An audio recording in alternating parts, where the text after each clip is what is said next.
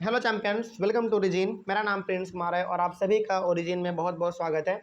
इस video lecture के through हम पढ़ेंगे इक्विटी के बारे में। इक्विटी का मतलब आप इक्विटेबल डिस्ट्रीब्यूशन भी समझ सकते हैं, यानी कि बराबर डिस्ट्रीब्यूट करना, है ना। इक्विटेबल डिस्ट्रीब्यूशन का मतलब क्या हुआ? बराबर डिस्ट्रीब्यूट करना, यानी कि बराबर सभी को देना, बांटना, इस प्रकार का आप कह सकते हैं। चलिए, इसी के बारे में आज हम लोग पढ़ेंगे। क्या लिखा हुआ है इसके बारे में देखिए। It refers to the distribution of goods and services among the various section of the society in equal manner. इसका मतलब ये हो गया कि जो भी गुड्स एंड सर्विस आपके कंट्री में प्रोड्यूस हो रहे हैं, जो भी गुड्स एंड सर्विस कुछ भी यदि प्रोड्यूस हो रहे हैं, तो उसको आपको ना क्या करना है, समाज में इक्वल मैनर में डिस्ट्रीब्यूट करना है। यानी कि ऐसा नहीं है कि किसी को बहुत ज़्यादा वैल्यू दे रहे हैं, किसी को बहुत ज़्यादा इंपॉर्टेंस दे रहे हैं, इस प्रकार का नहीं होना चाहिए। हर एक कोई आपस में इक्वल है और इक्वल होना भी चाहिए। तो जो भी गुड्स एंड सर्विस आपके यहाँ पे प्रोड्यूस हो रहे हैं, उनका इक्विटेबल डिस्ट्रीब्यूशन बहुत ज़्यादा ज़रूरी है, ताकि किसी भी सेक्शन ऑफ सोसाइटी को ऐसा ना लगे कि हमारे ऊपर ध्यान नहीं दिया जा रहा है, यानी कि उनको इस प्रकार का भाव ना आए उनके मन में। स्वाभाविक सी बात है, यदि आप सभी को बराबर हिस्सेदारी दे रहे हैं, यदि बराबर नज़रिए से आप सभी को देख रहे हैं, तो क्यों किसी को लगेगा कि हमारे ऊपर ध्यान नहीं दिया जा रहा है। यानी कि गुड्स एंड सर्विस का इक्विटेबल डिस्ट्रीब्यूशन होना चाहिए, सही मायने में इक्वल मैनर में डिस्ट्रीब्यूशन होना चाहिए। आगे बढ़ते हैं फिर। Every Indian should be able to meet his और her basic needs such as food, education and health care etcetera. तो हर एक इंडियन को ये फैसिलिटी मिलना चाहिए। यदि नहीं मिल रहा है तो मिलना चाहिए, है ना।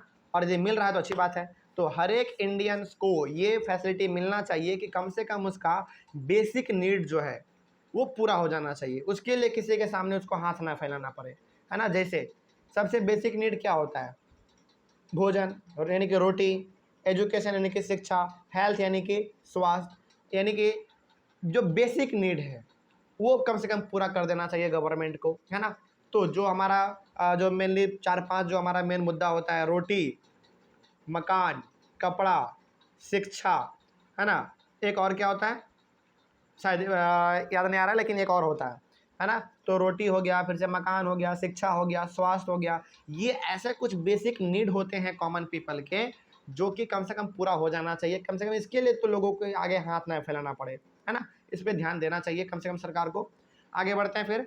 सो in addition to growth, modernization and self reliance, equity is also important. तो अभी तक हम लोगों ने क्या पढ़ लिया? ग्रोथ के बारे में पढ़ लिया, मॉडर्नाइजेशन के बारे में पढ़ लिया, सेल्फ रिलायंस के बारे में पढ़ लिया। ये तीनों जितना इम्पोर्टेंट था, इतना ही ज़्यादा हमारा इक्विटी भी इम्पोर्टेंट है। क्योंकि यदि आप ग्रोथ कर लिए, मॉडर्न भी हो गए, आत्मनिर्भर भी हो गए, लेकिन यदि समाज में बराबरी ही नहीं है, तो फिर किस काम का ग्रोथ, किस काम का मॉडर्नाइजेशन, किस काम का निर्भरता, सब बेकार है फिर, है ना। यानी कि समाज में इक्वालिटी होना चाहिए किसी भी मामले में, चाहे वो गुड्स एंड सर्विस के मामले में हो, राइट के बारे में हो, किसी भी चीज़ों के बारे में हो, तो वो इक्वालिटी होना चाहिए। तभी हमारा देश, हमारा इकोनॉमी आगे बढ़ पाएगा, ठीक ना। तो ये हो गया हमारा इक्विटी के बारे में। आई होप आपको समझ में आया होगा। तो यदि आप चाहें तो स्क्रीनशॉट लेकर आप इसका एक बार नोट्स भी बना सकते हैं। तो यहाँ तक हमारा इक्विटी ख़त्म होता है। उसके बाद फिर हम लोग अपने नेक्स्ट वाले क्लास में पढ़ेंगे एग्रीकल्चर के बारे में।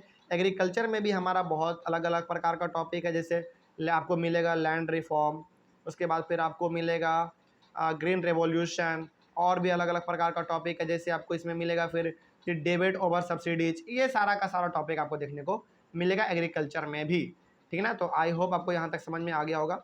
उसके बाद फिर हम लोग अगले वाले क्लास से स्टार्ट करेंगे एग्रीकल्चर। चलिए, thank you very much and have a nice day.